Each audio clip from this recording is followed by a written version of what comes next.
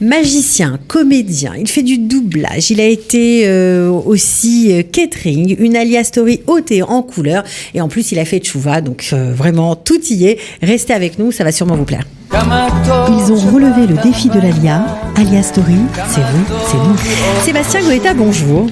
Bonjour Cathy. Ravi de t'accueillir ici. Merci. Moi aussi, voilà, merci de me parce qu'on se connaît, on se voit, on se rencontre, on se croise. Alors, une alia, on va dire, c'est presque un anniversaire, ça fait 10 ans. Ça fait 10 ans, pile. Ah ben voilà, on vient souvent fêter son anniversaire d'Alia chez Qualitas, c'est assez rigolo. Là, depuis quelques mois, ça fait 10 ans, c'est donc ma 11e année en Israël maintenant. Qui commence, voilà. Ouais. Alors, à la base, tu étais magicien. Oui. Tu n'étais pas forcément très attiré par Israël, c'était pas tellement à ton programme. Alors, je venais quand même toujours en vacances ici et on a envie de rester. Je me projetais quand même un peu ici. Un petit peu quand même. Ouais. Et mon frère a fait le premier pas. Mon petit frère, il était là, il me répétait viens essayer. Et je suis venu un mois et je suis resté. T'es venu un mois, t'es resté donc un coup de tête. En même temps, pour un artiste, ça va, ça semble correspondre. Ouais. Alors, tu étais magicien pendant 15 ans. Je suis encore. Ouais, bien sûr. C'est aussi le moyen de gagner ta vie aujourd'hui en Israël. Mais quand tu es arrivé sans préparation, sans savoir vraiment ce que tu allais faire, tu t'es rendu compte, comme tu ne parlais pas l'hébreu, forcément. Voilà, il n'y avait pas autant de Français qu'aujourd'hui. Ouais, il y a 10 ans, c'est vrai. Ouais. Tu t'es dit, ça va être compliqué de faire le magicien. Donc j'ai fait traiteur. Aucun rapport. Évidemment. Catering, je suis passé de l'autre côté de la. Pourquoi catering ? T'es un bon cuisinier ? Non, même pas. Moi, j'étais intermédiaire, c'est-à-dire que je branchais les gens qui voulaient faire leur fête. Ok. Avec plusieurs traiteurs avec qui je travaillais. Ouais. Et les brancher pour organiser leur Shabbat Ratan. Et t'organisais des Shabbats, t'organisais des smart talks. Surtout les Shabbat Ratan. Ok, donc ça a duré quand même un bon bout de temps. Ouais, 3 saisons. J'ai fait 3 grosses 3 ans saisons. 3 ans. Ouais. D'accord. Pourquoi 3 ans ? Non, juste j'en ai eu marre déjà. J'imagine. C'est pas facile. Mais il faut gagner sa vie, quoi. Ouais, il faut gagner sa vie. Non, ce qui était bien, ça a été pour moi un équilibre aussi. Même psychologiquement, c'était intéressant parce que je suis passé de 15 ans de magie où on m'a toujours dit bravo, c'est génial pour ce que tu fais. Puis après, j'ai passé 3 ans de faire insulter parce que tu sais comment c'est difficile. Les clients sont très très durs. Tu travailles avec des Israéliens ? Non, avec les Français. Avec des Français, d'accord, ok. Qui venaient en Israël pour faire leur fête. Ah, ok, donc ils sont très exigeants. Ils sont très exigeants et puis on a commencé à se rendre compte que c'était le moment de la bascule. Où ça valait plus, où ça y est, maintenant ça coûte plus cher ici qu'en France de faire. Donc ça vaut pas le coup. Donc voilà, ils se plaignaient beaucoup, c'était très dur, mais c'était bien, ça m'a remis les pieds sur terre. Oui, c'est ça. En même temps, Sébastien, il paraît qu'il faut mettre son ego dans sa poche, bien au fond. C'est ça. Ah là, je l'ai mis ratisser tout ça à la poubelle, c'est bien aussi, et ça permet de bien s'intégrer. Il paraît que c'est le secret de l'intégration. Oui. Ouais, pourquoi ? C'est ça. En fait, je crois qu'ici, si tu veux arriver à avoir des nouvelles opportunités, il faut arriver avec aucune exigence, presque aucun projet. En tout cas, à l'époque, je ne sais pas aujourd'hui si ça marche toujours de la même manière, mais prendre ce qui vient vers toi. Si on te propose d'être serveur dans un restaurant alors que tu viens de faire 10 ans d'études et que tu ne peux pas appliquer tes études parce que tu ne parles pas hébreu, alors vas-y, prends serveur parce que dans ce petit métier-là, au bout de quelques mois, tu vas rencontrer quelqu'un qui va te proposer autre chose. Pour moi, c'est le pays des opportunités. Alors, le pays des opportunités, pour toi, ça a été aussi le pays de l'éveil spirituel, parce que tu nous as pas exactement raconté qu'est-ce qui a fait que finalement ça t'a déclenché cette envie de rester. C'est que tu avais fait un rêve de ton grand-père. Je savais, il ne faut pas tout raconter à Cathy, après elle répète tout en direct. Alors, juste avant de partir en Israël, j'ai fait un rêve de mon arrière-grand-père. Non, mais c'est arrière-grand-père, pardon, mais c'est quand même assez... qui était un grand c'est pas tous les jours. Qui était Mekoubal. D'accord. Donc je pense, moi qui crois un peu à des choses un peu comme ça, c'est très spirituel, je pense qu'il est vraiment venu me voir en rêve. Et qu'est-ce qu'il a dit dans ton rêve ? Et dans le rêve, j'étais en caleçon chez moi. Ouais. Et lui, dans le rêve, il était choqué. Il me disait, mais qu'est-ce que c'est que cette nudité pour ma famille ? Qu'est-ce que j'ai mérité alors qu'on était très religieux ? Qu'est-ce que tu fais dans cette maison devant des livres de Torah en caleçon ? Et je me suis réveillé, j'étais très mal. Alors que c'est un rêve qui veut rien dire. J'étais en caleçon, on est tous en caleçon à la maison, les garçons des fois. Donc. Et je sais pas, j'ai dit ça à ma grand-mère, elle m'a dit, ton arrière-grand-père, il est venu te chercher pour que tu fasses tchouva. Et comme j'ai appris que les mitzvot, quelque part, c'est des vêtements. Ouais. Donc j'ai fait ce rapprochement, je me suis dit que je portais pas les mitzvot sur moi, que je mettais rien, que je faisais rien. Donc je me suis dit qu'il fallait que je commence à faire Shabbat, à prendre sur moi des choses, à surveiller ma cache-route, je me rapprochais déjà tous les ans avant ça. Je tu faisais un petit pas. Ouais, je rajoutais quelque chose de cachère. C'est-à-dire j'enlevais le fromage, j'enlevais le vin. Et puis il fallait que je passe à Shabbat. J'y pensais depuis longtemps, j'y arrivais pas. Pour moi, c'était un grand pas. Ouais. Parce qu'en France, je peux comprendre, bien sûr. On fréquente beaucoup de non-juifs. Je me suis rendu compte quand j'ai commencé à faire Shabbat les 3 semaines avant de venir que j'avais personne à voir. Parce que tous mes copains faisaient pas Shabbat. Ouais, ça devenait compliqué, quoi. Socialement aussi, c'était compliqué. Ouais, après, il faut le temps de la bascule et puis tu rencontres d'autres gens qui, eux, ils font Shabbat et tu vas passer des bons moments aussi. Mais je me suis rendu compte d'un coup que je pouvais proposer ça à personne autour de moi. Alors, Sébastien, ton frère habitait Tel Aviv, donc tu l'as rejoint, évidemment. Dans une colloque de rêve. Ouais. Où on était 5 et puis ça a changé, ça a tourné. Tous les Français passaient par chez nous pour faire Shabbat. On l'appelait la maison du bonheur, vraiment. C'était incroyable. Bon, et c'est devenu vraiment tous mes amis jusqu'à aujourd'hui. Ça, c'est génial. C'est le cadeau de l'Alia, on va dire, de se recréer une nouvelle famille. Complètement. Même à n'importe quel âge, ça marche. Oui, ça marche pour tout le monde. Si tu vas à l'Ulpan, tu auras 2-3 copains et amis. Alors, c'est bien de parler de l'Ulpan parce que derrière toi, il y a une photo de toi, voilà, avec des super lunettes, une bouteille de vodka. Voilà. Cathy, elle a regardé mes photos, elle m'a dit je veux qu'on mette celle-là. Je lui ai dit ok, il n'y a pas de problème, avec plaisir. Et celle-là, elle vient de l'Ulpan, justement. Elle vient de l'Ulpan, mon premier Purim en Israël. Alors extraordinaire. Pour moi, c'est la fête par excellence du juif, c'est Purim. Et en Israël encore plus, parce que c'est vraiment la ville la fête qui est suivie par tout le monde, par les chilonim, les non-religieux, les traditionnalistes et les très religieux. C'est une fête nationale un petit peu. Même si malheureusement, c'est pas férié, donc il y a plein de gens qui peuvent pas en profiter, ce qui est vraiment dommage.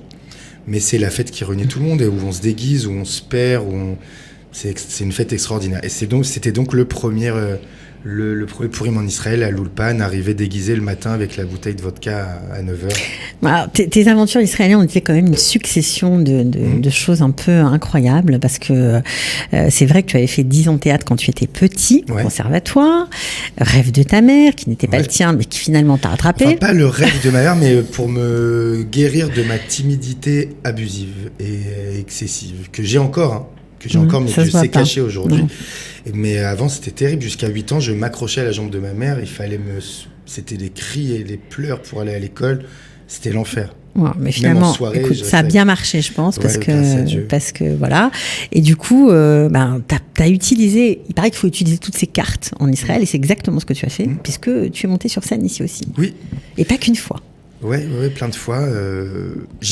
En pleine nuit, je regardais Facebook comme ça et je vois. C'est ton rêve d'être comédien, de faire de l'humour sur scène. Envoie une petite vidéo, dis pourquoi et puis on verra.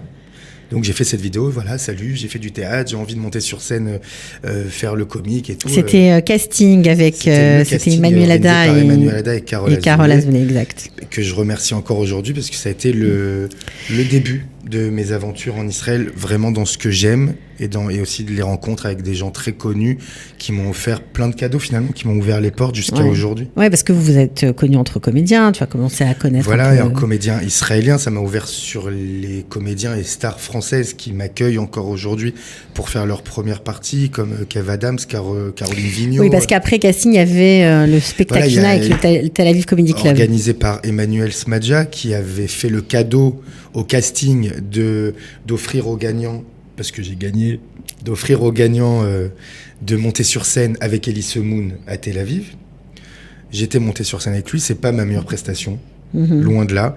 Et ensuite, j'ai continué. Il m'a offert une deuxième chance, Emmanuel, parce que j'étais mal. Pour moi, j'avais raté, même si tu regardes la prestation, j'ai fait le travail, comme on dit, mais pour moi, j'ai raté. C'était pas ça. Bon. Ouais, donc, il m'a offert une deuxième opportunité avec Kev Adams, et là, ça a été vraiment autre chose. J'ai cartonné ce soir-là, Baruch Hashem, et surtout, ça m'a permis de travailler avec Kev Adams sur une première partie à lui, d'aller à la première partie de Caroline Vigneault, de finalement pouvoir aller dans les comédie clubs de tous ces gens qui étaient là et qui sont en France. C'est-à-dire qu'on comprend en Israël, ça paraît fou quand on explique comme ça, mais on a l'impression qu'on ouvre une petite... on fait un petit pas et hop, c'est une porte qui s'ouvre en grand. C'est pour ça qu'il faut accepter, quand on te dit viens là, t'as pas très envie, va, parce que tu sais jamais. Exact. qui tu vas rencontrer. C'est vrai. Alors, tu as fait plein de choses pour gagner ta vie. Tu fais du doublage, tu es un vrai comédien aujourd'hui. Moi, j'estime que la Parnassa, elle vient, excuse-moi de te couper, la Parnassa, elle vient d'H&M de toute manière. Donc, et elle est décidée avant. C'est pas tes efforts dans le travail qui vont faire la somme. Oui. Donc, autant rester dans ce qu'on aime. D'accord. Parce que j'estime que même si tu décides de vendre des clous, tu vas gagner autant que si tu avais décidé de faire autre chose. Parce qu'on a décidé pour toi combien tu gagnes à Rosh Hashanah. Donc voilà, moi je veux rester dans ce que j'aime, de près ou de loin. Mais c'est très, on va dire, c'est très emblématique, enfin symptomatique plutôt de ce que tu es, parce que tu as fait plein de choses sans te freiner. Tu as fait aussi des clips pour Torah Box, tu as travaillé avec Elisabeth Kedem, des choses complètement, deux univers complètement opposés. Ouais.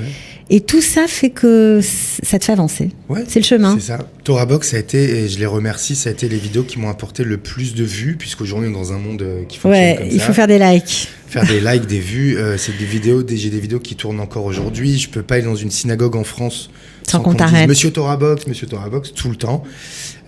Donc c'est formidable. C'est formidable. J'ai fait des choses pour la télé israélienne un petit peu. Alors ça nous intéresse forcément, parce que j'imagine qu'un comédien qui t'entend là, qui est peut-être chez lui dans son salon en France, à Lyon ou fais autre chose. Ou à Strasbourg. Fais autre chose si tu veux être sûr d'avoir ton loyer tous les mois. C'est ça on n'en a pas parlé. Mais non, ça va. C'est ouais, oui, j'ai fait une série israélienne. Une série israélienne. Incroyable. Que j'ai tournée il y a 2 ans, qui passait cette année. Et Forever, avec Tsachi Alevi à qui je donnais la réplique, avec mon copain Eric Littman qui était avec nous. Ah, tu joues un méchant. Et je joue un méchant. On était 2 méchants un peu bébêtes. C'est drôle, hein, c'est une série pour adolescents. Bien sûr, oui, bien sûr. C'est avec plein d'effets spéciaux, c'est formidable. Et puis c'était une expérience extraordinaire parce que c'est Nickelodeon qui a été racheté par Disney, donc c'est des moyens énormes. C'était une première fois toi. Tu t'es comme ça, et puis on t'habille, on te maquille, on te microtte. C'est incroyable. Et puis en Israël, surtout. Et en Israël, c'était des tournages de toute la journée, des plateaux avec 100 personnes. C'était une expérience unique que j'espère réitérer. Et d'ailleurs, je fais beaucoup de casting pour des séries, mais c'est très difficile. D'ailleurs, ce petit pas a fait que, c'est par une rencontre que tu es arrivé dans ce casting-là. Et aujourd'hui, tu es dans une agence, Sarit et Laurence, voilà, une grande agence. Alors, c'est une grande agence. Pour l'instant, ça fait 1 an que je suis avec eux. Ouais. On voit beaucoup de castings. Mais tu sais, tu arrives au casting avec tu mets un panneau devant la caméra avec ton numéro de passage. C'est 260 sur 1000. C'est déprimant. C'est énormément de monde. Ouais. Donc, parce que c'est une des plus grosses agences israéliennes. Pour l'instant, j'ai rien eu. J'ai Achagadol qui m'a, à travers eux, démarché pour aller dans leur ça te branche, ça émission. Non. D'accord. Enfin, ça aurait pu à une époque. Aujourd'hui, je me vois pas rester 3 mois dans une maison. Et je pense que c'est pas bon pour moi. Ok, donc tu as beaucoup de projets, notamment l'écriture d'un one-man show que tu as terminé, qu'on va voir prochainement au mois de décembre, on en parlera dans une autre émission. Qu'est-ce qui t'attache encore, qui t'émeut ici? Qu'est-ce qui fait que tu te sens bien en Israël? Je sais pas, on est à la maison, c'est chez nous. Ouais. Et ton éveil spirituel, il a pu... trouver, on va dire, ça... Moi, je suis attaché à Rabbi Nachman je suis attaché vraiment à Rabbi Nachman depuis 10 ans. Ça a été une découverte pour moi, c'est-à-dire quelques semaines après que je sois arrivé en Israël. Ça aussi, tu le dois à Israël. Ouais. Quelques semaines après. Mais c'est toujours mon petit frère qui a commencé les choses. Ouais. Faire l'Alia, il a commencé. Aller chez Rabbi Nachman à Rosh Hashanah, il a commencé. Et je l'ai vu revenir comme un homme qui revient d'un rendez-vous amoureux et qui a les yeux brillants d'amour, d'un coup. Vraiment. C'est-à-dire, je l'ai vu comme ça avec des yeux brillants et je lui ai dit mais qu'est-ce qui s'est passé, qu'est-ce que tu fais là-bas? Il me dit on fait rien. Je fais comment ça on fait rien? Il me fait on prie, on danse, on chante, on mange. Pour moi qui n'étais pas religieux du tout encore à l'époque, avec des piercings, des trucs un peu dans un monde non juif complet, je me dis c'est pas pour moi. Il me fait mais si, viens, tu vas voir. Et comme c'est mon caractère de me laisser faire pour découvrir les choses, j'y suis allé et ça a été la plus grande claque spirituelle et de joie que j'ai eue dans ma vie. Et c'est un amour transcendantal très puissant. Bémet, c'est quelque chose que les gens ne peuvent pas expliquer avec des mots quand ils vont là-bas. Tu ressens quelque chose de physique, d'amour. Tout le monde a envie de s'embrasser, de se prendre dans les bras, de danser, de pleurer ensemble. C'est quelque chose de très spécial. On peut le vivre qu'en allant là-bas. J'ai déjà amené des gens pour la première fois qui vraiment me regardent. Mais qu'est-ce qui se passe?